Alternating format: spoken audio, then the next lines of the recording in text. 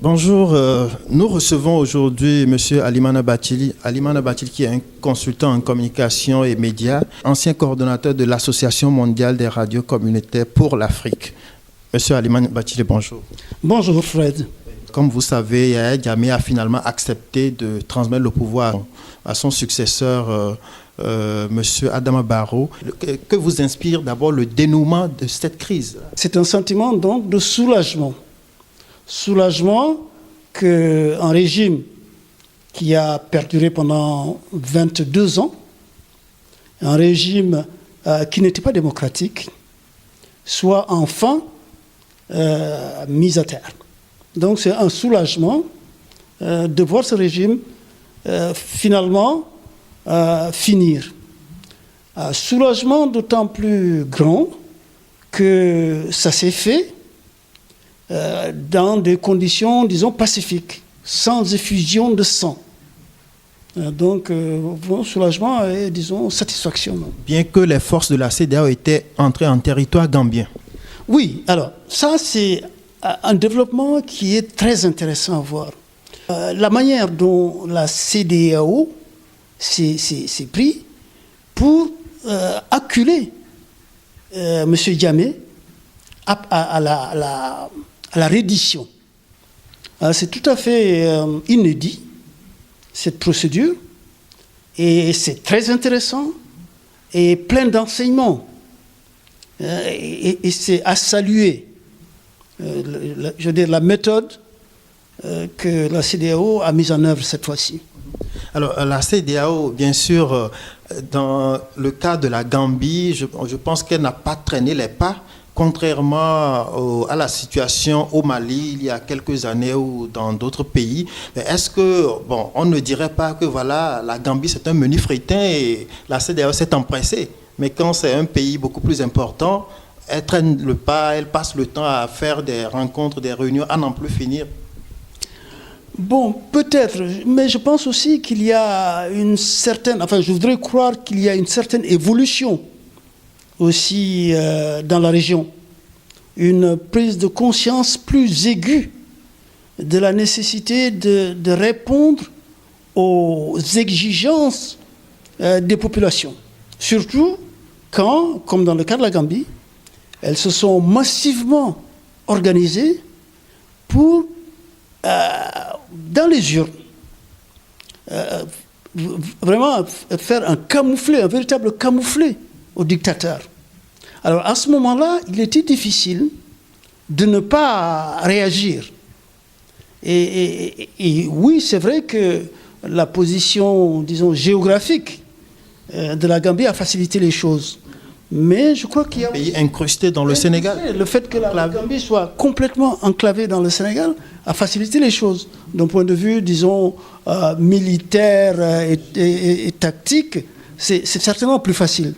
Mais il y a la détermination des populations gambiennes et des populations en général, ouest-africaines, africaines, qui sont mobilisées à travers les réseaux sociaux, à travers les médias d'une manière générale, pour demander le départ du dictateur. Alors, est-ce que vous pensez que Yahya Jammeh a été surpris par sa défaite dans les urnes? Oui, je crois qu'il a été surpris, tellement surpris qu'il a concédé la défaite. Vous vous souvenez que dans un premier temps, il a dit tout de suite « oui, je suis d'accord » et il a appelé M. Barrow en disant « j'accepte, vous avez gagné ». Je crois qu'il a été tellement surpris qu'il a eu cette réaction à chaud comme ça. Oui, il a été surpris, il ne s'attendait pas du tout. Et je crois que même M. Barrow, je crois qu'il l'a dit. Oui, absolument. M. Barrow lui-même a été surpris. Alors, c'est simplement parce que c'est du fait de la détermination des Gambiens. Et ça, c'est une grande leçon. Je crois que nous devons tous, les peuples africains, doivent voir dans ce qui s'est passé en Gambie, le fait que quand un peuple se décide à voter massivement contre un régime, il n'y a pas d'autre alternative pour ce régime-là que de concéder la défaite. Quelles doivent être les urgences du président Adama Barrow aujourd'hui? Je crois que, bon, c'est vrai qu'on a mis en avant l'urgence sécuritaire, et je le comprends. Et il faut s'assurer que les troupes, les tueurs, parce que c'est de ça qu'il s'agit, de Djamé, sont effectivement mis hors d'état de nuire. Je crois que c'est la première exigence, et c'est à celle-là qu'obéissent en ce moment les troupes de la CEDEAO. La deuxième, pour M. Barrot, il me semble, comme pour tout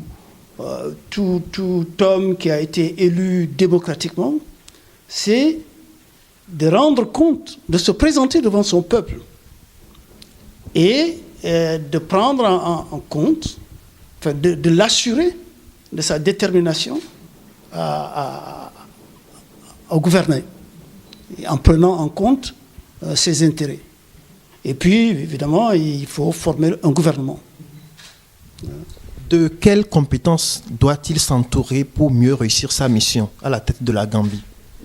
Je crois que la première exigence pour M. Barrot, comme pour tout dirigeant qui entend répondre aux aspirations du peuple, c'est de s'assurer d'abord qu'il rassemble des hommes et des femmes qui sont capables et qui sont intéressés à répondre aux intérêts supérieurs du peuple. À ce titre-là, il faudra qu'il choisisse des hommes et des femmes dans son gouvernement qui sont reconnus par le peuple, qui ne sont pas des politiciens compromis déjà, recyclés des régimes précédents. Je crois que ça, c'est une exigence pour avoir la confiance et le soutien de son peuple. Alors, quel doit être l'avenir de Yahya Jammeh? Parce que Yahya Jammeh, durant son règne, quand même, il y a eu beaucoup d'exactions, beaucoup de privations de liberté, beaucoup de tortures. Qu'est-ce que le président Barrot doit faire de tout ce tableau-là? Je crois que le président Barrot doit mettre en œuvre une justice transitionnelle.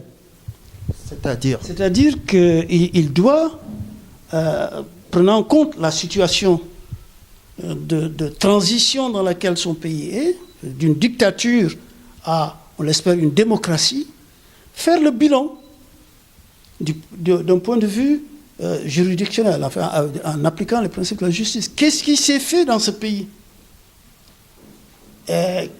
Qu'est-ce que ce gouvernement a fait? Faire le bilan des années Jammeh.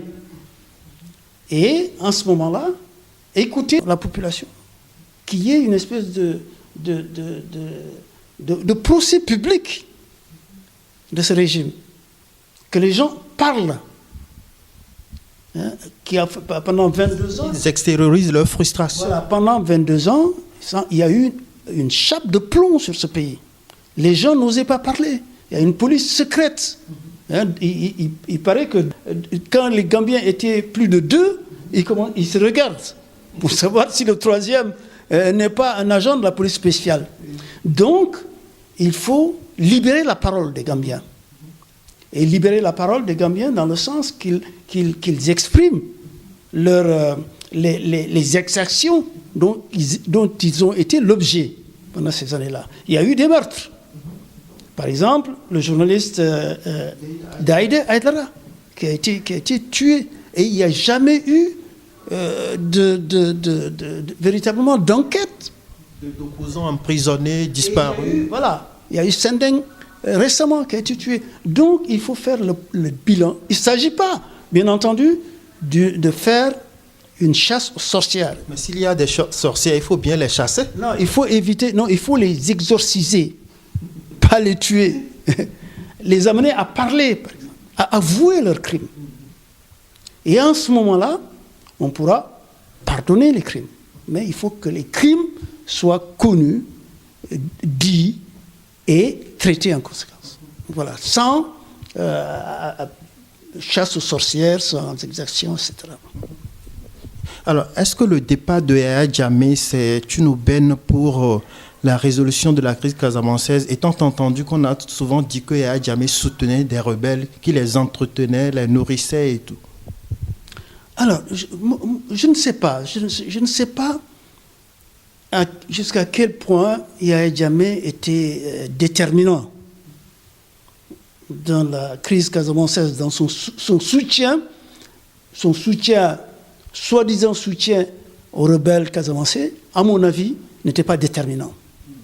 Il manipulait certainement une faction ou une autre, et une faction et une autre, de temps en temps, selon ses intérêts, mais ce n'est pas son action, quelle qu'elle ait pu être, n'est pas déterminante dans la crise casamançaise.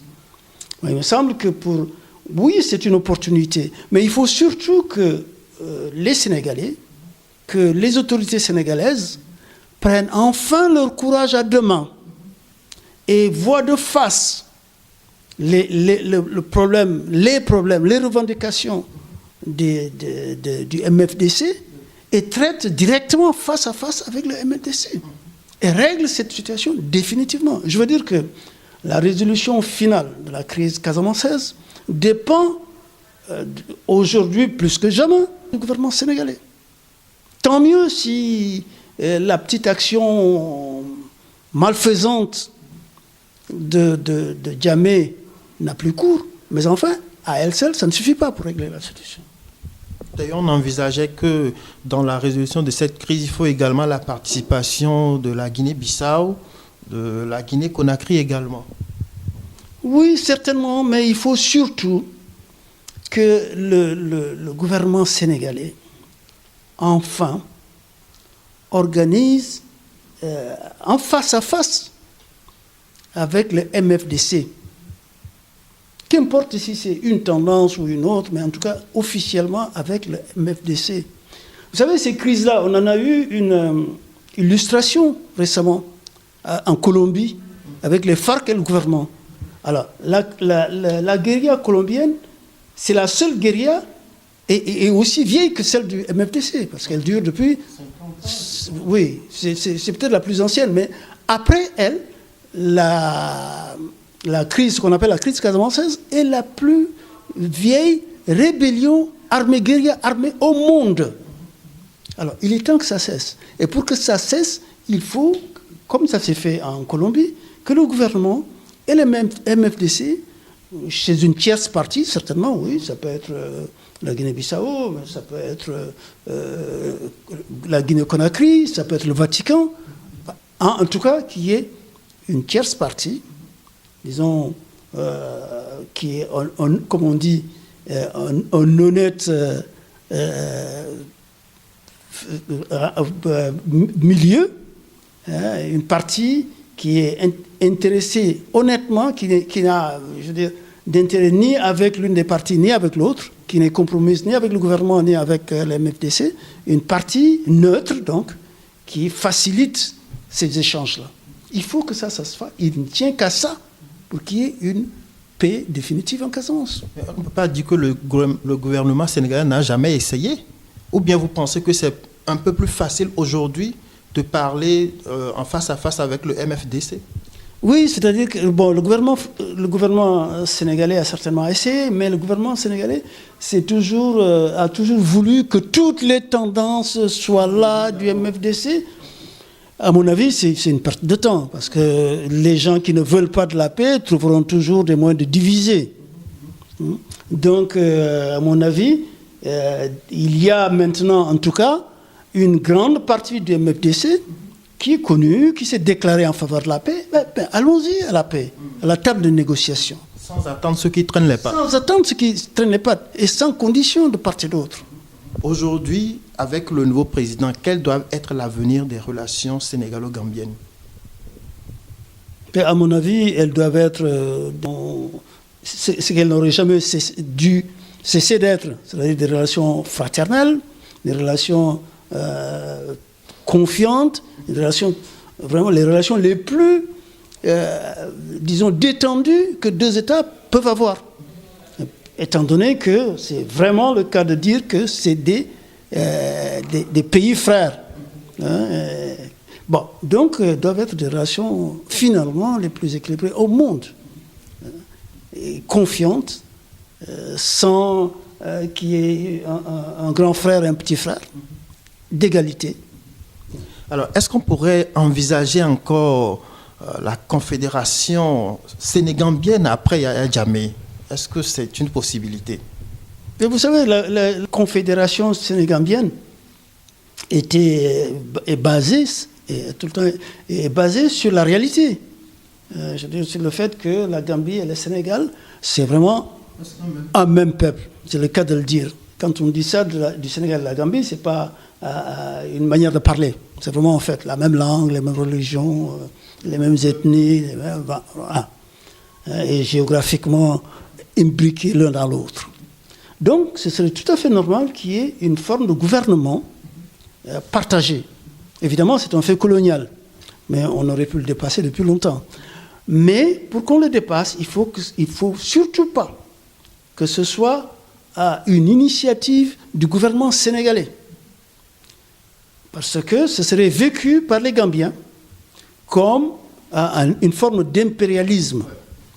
C'est comme ça que la première formule, la première mouture de la Confédération de la Sénégambie, quand c'était Sir Daouda Diawara et Abdou Diouf, ça a été vécu comme ça. Donc là, il faut que ce soit vraiment quelque chose de voulu par les Gambiens et qui soit initié par les peuples. Quand je dis peuple, je veux dire les associations de femmes, de jeunes, de machins, qui prendraient l'initiative de faire une fédération, de pousser à la fédération. Dans ce cas, ça peut marcher. Sinon, ça ne peut pas marcher, parce que historiquement, de toute façon, ce genre de fédération marche difficilement en Afrique. On a le cas ici de la fédération Sénégal-Mali. On a le cas en Afrique de l'Est de la Tanzanie. Ça ne marche pas. Ça marche difficilement, parce que ça ne marche pas quand c'est de gouvernement à gouvernement. Ou ça marche quand l'un des gouvernements impose en fait sa politique, sa manière de voir à l'autre. Vous voyez le cas du Cameroun, c'est un autre cas d'exemple, qui est assez intéressant, parce que là il s'agit d'une entité francophone et d'une entité anglophone. Bon, vous voyez, 50 ans après, ça coince encore. Hein? Je rappelle que nous recevions M. Alimana Bathily, qui est sociologue des médias, consultant en médias et communication, ancien coordonnateur de l'Association mondiale des radios communautaires pour l'Afrique. Je rappelle également que M. Alimana Bathily est un éditorialiste de CNePlus. Nous vous remercions. Oui, ça, il faut le dire. Merci. Merci, Fred.